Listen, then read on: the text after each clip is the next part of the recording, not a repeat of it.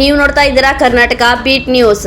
ರೈತರ ಸಾಲ ಮನ್ನಾ ಕುರಿತು ಸಿಎಂ ಗಂಭೀರ ಚಿಂತನೆ, ಶೀಘ್ರದಲ್ಲೇ ಬೆಳೆ ಹಾನಿ ಪರಿಶೀಲನೆ. ಶಾಸಕ ಲಕ್ಷ್ಮಣ್ ಸವದಿ ಮಹತ್ವದ ಹೇಳಿಕೆ.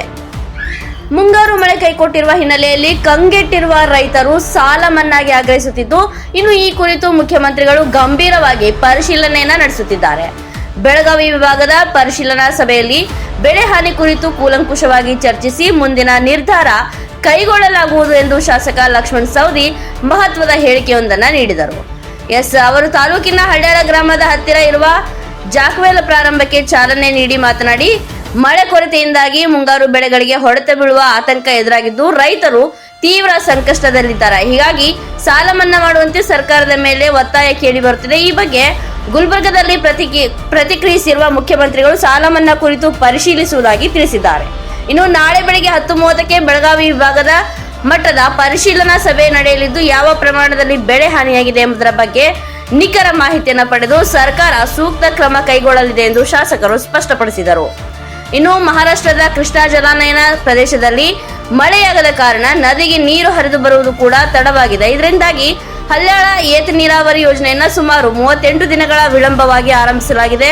ಸದ್ಯ ಮುಂಗಾರು ಮಳೆ ಕ್ಷೀಣಿಸಿರುವುದರಿಂದ ಕೆರೆ ಮತ್ತು ಬಾಂದರ್ಗಳನ್ನು ತುಂಬಿಸುವ ಬದಲು ರೈತರು ಈಗಾಗಲೇ ಬಿತ್ತನೆ ಮಾಡಿರುವ ಬೆಳೆಗಳಿಗೆ ಹಳ್ಳ್ಯಾಳ ಮತ್ತು ಕರಿಮುಸುತಿ ಏತ ನೀರಾವರಿ ಯೋಜನೆಗಳ ಮೂಲಕ ನೀರು ಒದಗಿಸಲು ಮೊದಲ ಆದ್ಯತೆಯನ್ನ ನೀಡಲಾಗಿದೆ. ಎರಡನೇ ಹಂತದಲ್ಲಿ ಕೆರೆಗಳನ್ನು ತುಂಬಿಸುವ ಕೆಲಸ ಮಾಡಲಾಗುವುದು.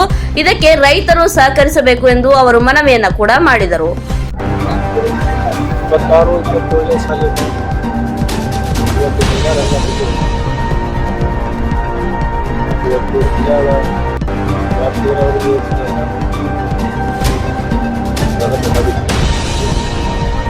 ಕಳೆದ ವರ್ಷ ಒಂದೇ ತಾರೀಕು ಪ್ರಾರಂಭ 38 ದಿನಗಳ ಕಾಲ ವಿಳಂಬ ಪ್ರಾರಂಭ ಆಯಿತು. ಕಾರಣ ಅಂದರೆ ಕೃಷ್ಣಾ ನದಿಗೆ ನೀರು ಬರೋದು ವಿಳಂಬ ಆಯಿತು. ಮಹಾರಾಷ್ಟ್ರದ ಏನು ಕೃಷ್ಣಾ ನ್ಯಾಷನಲ್ ಏರಿಯಾದಲ್ಲಿ ನೀರು ಮತ್ತು ಮಳೆಗಾಲ ವಿಳಂಬ ಆಗಿ ಮುಂಗಾರು ಪ್ರಾರಂಭ ಆಗಿದೆ. ಯಾಕಂದರೆ ಮುಂಗಾರು ಬೆಳೆಯುವಂಥ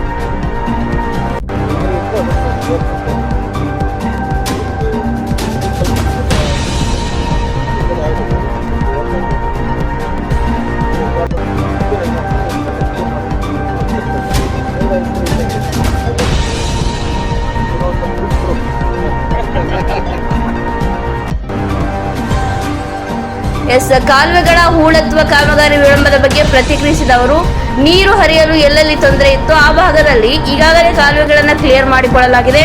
ಅನುದಾನ ಬಿಡುಗಡೆಯಲ್ಲಿ ಕೊಂಚ ವಿಳಂಬವಾಗಿರುವುದರಿಂದ ಈ ಹಂಗಾಮು ಮುಗಿದ ಬಳಿಕ ಮುಂಬರುವ ಹಂಗಾಮಿನಲ್ಲಿ ಹೂಳೆತ್ತುವ ಕಾಮಗಾರಿಯನ್ನ ಸಂಪೂರ್ಣವಾಗಿ ಕೈಗೆತ್ತಿಕೊಳ್ಳಲಾಗುವುದು ಎಂದು ಭರವಸೆಯನ್ನು ಕೂಡ ನೀಡಿದರು. ಕ್ಷಣ ಕ್ಷಣದ ಸುದ್ದಿಗಾಗಿ ನೋಡ್ತಾ ಇರಿ ಕರ್ನಾಟಕ ಬೀಟ್ ನ್ಯೂಸ್.